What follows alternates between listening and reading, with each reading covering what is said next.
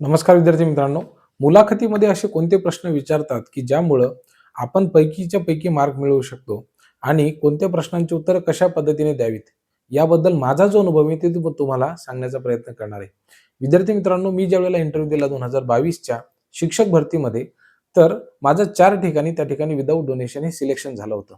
जिल्हा परिषद अमरावती, दुसरं म्हणजे यशवंत महाविद्यालय नांदेड, तिसरं म्हणजे सर परशुराम महाविद्यालय पुणे, एस-पी कॉलेज पुणे, पुण्यामधलं प्रचंड नामवंत कॉलेज आहे. आणि चौथं म्हणजे एन-डी आचार्य आणि डी-के मराठे महाविद्यालय, चेंबूर, मुंबई. हे चेंबूर ट्रॉम्बे एज्युकेशन सोसायटीने चालवलेलं जे काही कॉलेज आहे, प्रचंड मोठं कॉलेज आहे. मुंबईतील विद्यार्थी त्यांना सहज माहिती आहे. तर त्या ठिकाणी माझं सिलेक्शन झालेलं होतं, असे 4 ठिकाणी. आणि एका ठिकाणी मी वेटिंगवर होतो, म्हणजे जे भवन्स कॉलेज आहे तर त्या ठिकाणी. इतर ज्या ठिकाणी मी इंटरव्ह्यू दिलेले होते, तर त्या ठिकाणी सुद्धा मला बोलवण्यात आलेलं होतं आणि त्यांनी मला विचारलं होतं, की "तुम्ही आमच्याकडे येऊ शकाल का?" तर मी त्यावेळेला स्पष्ट सांगितलं होतं, की "माझं या ठिकाणी हे या यादीमध्ये नाव आलेलं आहे. तर त्यामुळं माझा प्रिफरन्स हे तिकडे राहील. तर त्यामुळे तुम्ही दुसऱ्या कॅन्डिडेटला प्राधान्य द्या." तर मग तुम्हाला माहिती आहे, नाहीतर वेटिंग लिस्ट लागत नव्हती किंवा त्याला खूप वेळ लागत होता. त्यामुळं इतर विद्यार्थ्यांचं सिलेक्शन झालेलं होतं. पण हे जे 4 आहेत, तर त्या 4 ठिकाणी मी ऑफिशियली सिलेक्ट झालेलो होतो आणि एका ठिकाणी भवन्स महाविद्यालयामध्ये मी वेटिंगवरती आहे. तर असे 5 ठिकाणी माझं सिलेक्शन हे म्हणजे समजा होण्याच्या प्रोसेसमध्ये होतं. तर मला जो काही अनुभव आला मुलाखतीमध्ये किंवा मी मुलाखत कशा पद्धतीने दिली, मला कोणते प्रश्न विचारले गेले, मला टी-ई-टीमध्ये माफ करा, टेटमध्ये मार्क होते 121 आणि मला एवढा कॉन्फिडन्स होता, की मी ज्यावेळेला मुलाखतीसाठी जाईल, तर त्यावेळेला मी त्यांच्या प्रश्नांची उत्तरं सहजपणे देऊ शकेल. तेवढी मी तयारी केलेली होती.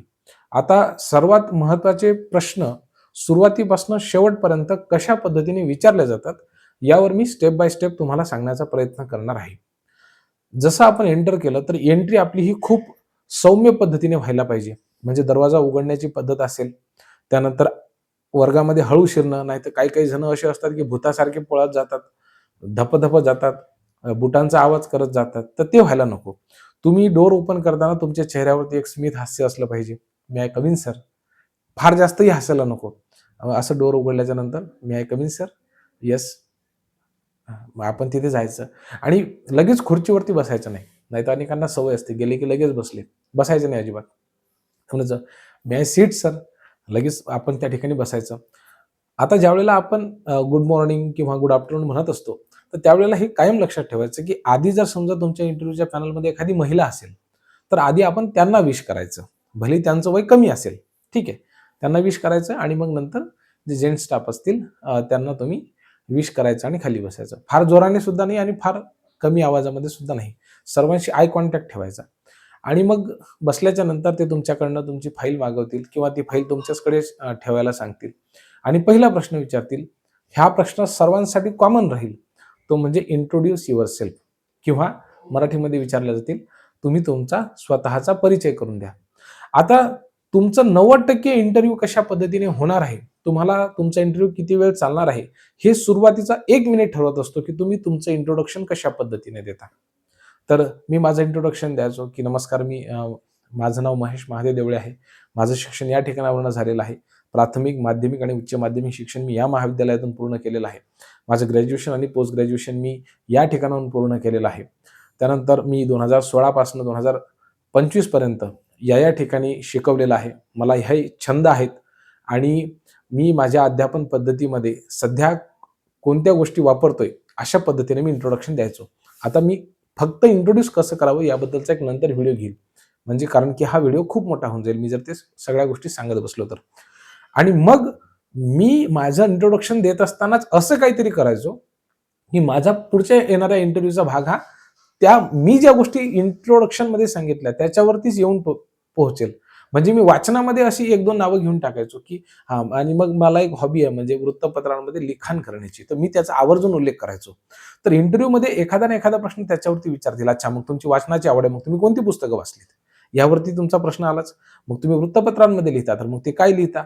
तुम्हाला जर भाषणाचा छंद असेल, तर मग तुम्ही कोण्या ठिकाणी भाषण केलेलं आहे? एखाद्याला चित्र काढायचा छंद असेल, मग तुम्ही कुठे-कुठे चित्र काढलेले, कविता कुठे लिहिलेल्या आहेत, वगैरे, वगैरे ह्या सगळ्या गोष्टी. तुम्हाला वेगळाही छंद राहू शकतो. उदाहरणार्थ स्पोर्ट्सचा असू शकतो, गाणी ऐकण्याचा असू शकतो, कुठलाही. मी तर असं बघितलेलं आहे की एका इंटरव्ह्यू पॅनलमध्ये एका मुलाला अक्षरशः गाणं सुद्धा म्हणायला लावलेलं होतं. ठीक आहे, तर ते तुमच्या व्यक्तिमत्वाची परीक्षा असते. हे झालं इंट्रोडक्शन बद्दल. इंट्रोडक्शन झाल्याच्या नंतर ते तुम्हाला विचारतील की वेगवेगळ्या विषयांवरती. जसं मागच्या वेळेला असं सांगितलं होतं की तुमचं पर्यावरणाबद्दल ज्ञान किती आहे हे चेक करायचं होतं. त्यानंतर तुमचं जनरल नॉलेज कसं आहे हे त्यांना पाहायचं होतं. चालू घडामोडींवरती प्रश्न विचारले जाऊ शकतात. ह्या 3 गोष्टी आहेत आणि सगळ्यात महत्त्वाचा आता येतो तो म्हणजे तुमचा विषय. मला कोणते प्रश्न विचारले होते मी तुम्हाला थोडक्यामध्ये सांगतो. मला विचारलं होतं, मी मुंबईला ज्यावेळेला इंटरव्ह्यूला गेलो, त्यांनी मला विचारलं की तुझं वाचन आहे म्हटलं, तर म्हणले कोणकोणते पुस्तक वाचले? मी त्यांना सांगितलं डिस्कव्हरी ऑफ इंडिया असेल किंवा विंग्स ऑफ फायर असेल, प्लेइंग इट माय वे असेल. हे 2-3 पुस्तकांची नावं मी सांगितली. मग त्यांनी म्हटलं की पंडित नेहरूंनी यापैकी कोणते पुस्तक लिहिलंय? मी म्हटलं डिस्कव्हरी ऑफ इंडिया लिहिलेलं आहे. मग त्यांनी मला विचारलं की म्हणाले, "सांग की नेहरूजींचा जो साम्यवाद आहे, तो आणि चीनमध्ये असलेला माओवाद या दोघांमध्ये नेमका काय फरक आहे?" आता बघा, मी फिजिक्सचा विद्यार्थी, तसं त्यांनी मला हा प्रश्न विचारायला नको, पण त्यांनी तो मला विचारला. मग मला नेहरूंच्या साम्यवादाबद्दल माहिती होती आणि चायनामध्ये जो काही माओवाद आहे, ठीक आहे, तर तो त्यांच्याबद्दल मला काही, मी एक पुस्तक वाचलेलं होतं माओंबद्दल, परंतु मला त्यांच्याबद्दल फारसं माहिती नव्हतं. ठीक आहे. आणि मग मी त्यांना म्हटलं की सर हे मला इतकंसंच माहिती आहे. तर त्यांना ते उत्तर आवडलं. आता ते काय उत्तर दिलं होतं याच्याबद्दल आपण नंतर कधीतरी बोलूयात. पुढचा जो त्यांनी प्रश्न मला विचारला होता की म्हणले, "वा, नेहरूंना त्यावेळेला प्रचंड लोकप्रियता होती, त्याच्यामागचं कारण काय?" तर मला असं वाटलं की त्यांची इंग्रजी खूप छान होती. त्यांचं ते ज्यावेळेला इंग्रजीमध्ये बोलायची, तर अक्षरशः इंग्रज जे होते ना, त्यांना सुद्धा इंग्रजी डिक्शनरीमध्ये एखाद्या शब्दाचा अर्थ शोधण्याची आवश्यकता पडत होती. इतकी अस्खलित इंग्रजी ते बोलायचे. त्यांचं व्यक्तिमत्व खूप छान होतं. तर मी असं त्यांना ते सांगायचो. तर आपली सांगण्याची शैली कशी आहे? आपण किती कॉन्फिडंटली एखादं उत्तर देतो, ते सुद्धा फार महत्त्वाचं आहे. मला दुसरा प्रश्न फिजिक्स व्यतिरिक्त विचारला. त्यांनी सांगितलं, "म्हणजे महाराष्ट्र आणि कर्नाटकामध्ये काय नेमकं कोण्या गोष्टीमुळे भांडण आहे?" तर तुम्हाला माहिती आहे की त्या ठिकाणी भाषिक वाद आहे. आता हा माझा सगळा इंटरव्ह्यू इंग्रजीमध्ये झालेला, ठीक आहे. तर त्यामुळे त्याचं एक वेगळं इम्प्रेशन पडतं. तुम्ही मराठीमध्ये बोलताय की इंग्रजीमध्ये बोलताय. आता मी ज्युनियर कॉलेजसाठी अप्लाय केलेलं होतं आणि मीडियम सुद्धा इंग्लिश होतं. त्यामुळे मी इंग्रजीमधनंच हे सगळं बोलत होतो. तर मग मी त्याच्याबद्दल सांगितलं की महाराष्ट्र आणि कर्नाटकामध्ये नेमका का डिस्प्यूट आहे? त्यांनी मला हा ज्या वेळेला प्रश्न विचारला आणि मग मी ज्यावेळेला त्यांना उत्तर दिलं, तर ते त्यांना छान वाटलं किंवा नेमका काय वाद आहे. आणखी मी तुम्हाला सांगतो, आमच्या वाशिममध्ये त्यावेळेला एक आय-एस अधिकारी महिला आल्या होत्या आणि त्यांची काहीतरी केस सुरू होती बघा. म्हणजे त्यांनी त्यांच्याकडे खोटं दिव्यांग प्रमाणपत्र होतं आणि त्याचा वापर करून त्यांनी मला वाटतं तो फायदा घेतलेला होता आरक्षणाचा आणि त्यांना टर्मिनेट करण्यात आलेलं होतं. सेवेमधनं निलंबित करण्यात आलेलं होतं आणि मला त्यांनी त्याच्याबद्दल प्रश्न विचारला, की म्हटलं तुमच्या वाशिम जिल्ह्यामध्ये असं काय एखाद्या कोणत्या अधिकाऱ्याबद्दल वाद निर्माण झाला? तर ते मला माहिती होतं. तर मी त्या अधिकाऱ्याची पोस्टिंग कुठं सुरुवातीला कुठं झाली होती, त्याच्याबद्दल वाद कसा निर्माण झाला, त्याच्याबद्दल मग कोणी निर्णय दिला आणि ते कोणाच्या अखत्यारीमध्ये येतं याची उत्तरं दिली. तर त्यांना ते फार भन्नाट वाटलं, छान वाटलं. त्यांनी मला पुढचा प्रश्न विचारला, की म्हटले, "तू तुझ्या ज्ञानाचा वापर ग्रामीण भागामध्ये न करता शहरी भागामध्ये करण्याचा का प्रयत्न करतोय?" कारण की ज्या ह्या 4 ठिकाणी माझं सिलेक्शन झालं, हे सगळेच्या सगळे शहराच्या ठिकाणी होती. तर मग मी त्यांना चांगलंसं वाटेल असं उत्तर दिलेलं होतं. अर्थातच मी ह्या सगळ्यांसाठी मला जे प्रश्न विचारल्या जाऊ शकतात, ह्या सगळ्यांची किमान 2 ते 3 उत्तरं माझ्याकडे तयार होती. मग ती परिस्थिती पाहून आपल्याला कुठलं उत्तर द्यायचं ते आपण ठरवायचं असतं आणि ह्या सगळ्या प्रश्नांची उकल आपल्या डोक्यामध्ये आधीच असायला पाहिजे. तर हे सगळे प्रश्न विचारले जातात. जनरल नॉलेज असतील, चालू घडामोडी असतील, पर्यावरणाच्या संदर्भामध्ये असतील आणि विषयाच्या संदर्भामध्ये. आता अ, अ, मला असा अनुभव आहे, की इंग्रजी विषयाच्या अ, मुलाखती सुरू होत्या त्या ठिकाणी ज्युनियरसाठी आणि त्या मुलाला मी विचारलं म्हणजे त्या पॅनलमध्ये मी असल्या कारणामुळे, तर त्याला सहज म्हणून प्रश्न विचारला, की म्हटलं विल्यम शेक्सपियर आणि टी.एस. इलियट ह्या दोघांच्याही लिखाणांचं वैशिष्ट्य काय आहे आणि त्यांच्या लिखाणांमध्ये मूलभूत फरक काय आहे? आता असा प्रश्न विचारला मी. साहजिकच समोरच्या विद्यार्थ्याचं एम-ए इंग्लिश असल्या कारणामुळं ते त्या प्रश्नाचं उत्तर त्यांच्याकडनं अपेक्षित होतं. त्याला ते आलं नाही. ते म्हणले, "सर विल्यम शेक्सपियर माहिती आहे, पण टी.एस. इलियट कोण आहेत माहिती नाही." मग असं जर आपण म्हटलं, तर मग ते इंटरव्ह्यू तिथेच समाप्त होऊन जातो. कारण की ज्यांचं एम-ए इंग्लिश झालेलं असेल, त्यांना टी-एस इलिट हे माहिती असायलाच पाहिजे. त्यामुळं एखाद्या वेळेला तुमच्या इंटरव्ह्यूमध्ये जर तुम्हाला फार जास्त प्रश्न विचारले नाहीत आणि तुम्हाला मोजके 2-4 प्रश्न विचारले, तुम्ही त्याची उत्तर दिलेली असतील. कदाचित ती जर चुकीची असली तर तुम्हाला पुढची प्रश्नांची उत्तरच ते पुढचे प्रश्नच विचारणार नाहीत. मला एक प्रश्न विचारला होता की म्हणले हू इज टीचर? तर मी त्यांना सांगितलं, सर तो जो शिकवते तो शिक्षक. मग ते म्हणले हू इज रिअल टीचर? मग मी माझ्या परीने उत्तर दिलं. मग ते म्हणाले की हू इज गुड टीचर? मग मी पुन्हा माझ्या पद्धतीने उत्तर दिलं. मग ते म्हणले हू इज आयडियल टीचर? मग आता बघा, म्हणजे एकच प्रश्न आहे तो. शिक्षक म्हणजे कोण? आदर्श शिक्षक म्हणजे कोण? खरा शिक्षक म्हणजे कोण? आणि चांगला शिक्षक म्हणजे कोण?